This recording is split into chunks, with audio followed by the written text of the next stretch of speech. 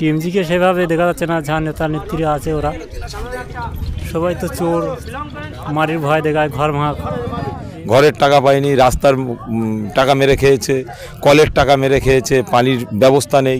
ISF কারণ আমরা ভাইজানকে মন থেকে ভালোবাসি, ভাইজানকে জান দিয়ে দিতে পারি ভাইজানের জন্য, কোথায় থেকে এসে আমি এসেছি ভাঙাতুশখালী থেকে। কি বলবেন, সামনে লোকসভা ভোট, আইএসএফ না হাজি নুরুল না সিপিএম না বিজেপি, কাকে চাচ্ছেন? জি আমরা আইএসএফকেই চাচ্ছি, কেন আইএসএফ সব জায়গায় দেখা যাচ্ছে ভালো রকম লড়াই দিচ্ছে। টিএমজিকে সেভাবে দেখা যাচ্ছে না, যা নেতা নেত্রী আছে ওরা সবাই তো চোর, মারির ভয় দেখায়, ঘর ভাঙা, এ ব্যস্ত লোকজনকে গ্রামে ভয় দেখানো, একটা নানান রকম কাজ কম ওদের। এই দেখে টিএমজিকে লোক আর সেরকম আমাদের গ্রামের দিকে আর চায় না। গ্রামে কেমন সাড়া পাচ্ছে? না, আইএসএফের লোক এখনও ভয়ে আছে, গ্রাম থেকে বার হচ্ছে না। আজকের প্রচুর লোক হওয়ার কথা ছিল, কিন্তু আজকের এসা ভয়তে লোক কিছু বার হচ্ছে না। আর গরম, অতিরিক্ত গরম, তো দূরের স্তরের লোকগুলো আসতে পারছে না। খুশি মানে আমি সবসময় রেডি।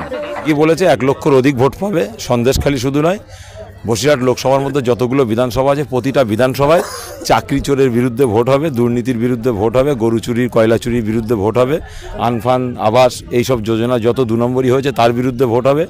এমনকি এই সন্দেশখালীতে লক্ষ্মীর ভাণ্ডারও পায় না, অতএব তার বিরুদ্ধেও ভোটটা হবে। এ তো ঠিকই বলেছে, 1 লক্ষর উপরে প্রতিটা বিধানসভায় লিড থাকবে। কিন্তু রেখাপাত্র বলছে এখানকার কে কি বললো এটা আমাদের কোনো যায় আসে না।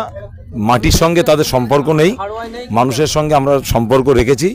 মাটিতে বসে, চটে বসে, গ্রামে গঞ্জে বাড়িতে বসে পান্তা ভাত খেয়ে ঘুরে ঘুরে দেখছি, তাতে করে যেটা রেজাল্ট সেটা বললাম। আপনি একজন নির্বাচনের অবজারভার, সেখান থেকে বসিরহাট লোকসভার মধ্যে 7টা বিধানসভা আছে, কেমন মানুষের কি অভিযোগটা সব থেকে বেশি পাচ্ছে? অভিযোগ এটাই, আজকের বেকার যুবক, তাদের কাজ নেই।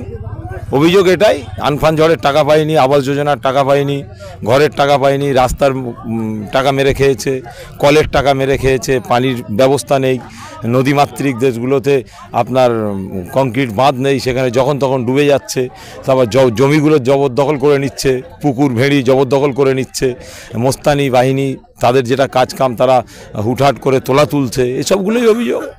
পুলিশের ভূমিকা নিয়ে কি দেখছেন? পুলিশ তো তৃণমূলের দাসত্ব স্বীকার করে আছে, এক শ্রেণীর পুলিশ, এটা তো আমরা দেখতেই পাচ্ছি।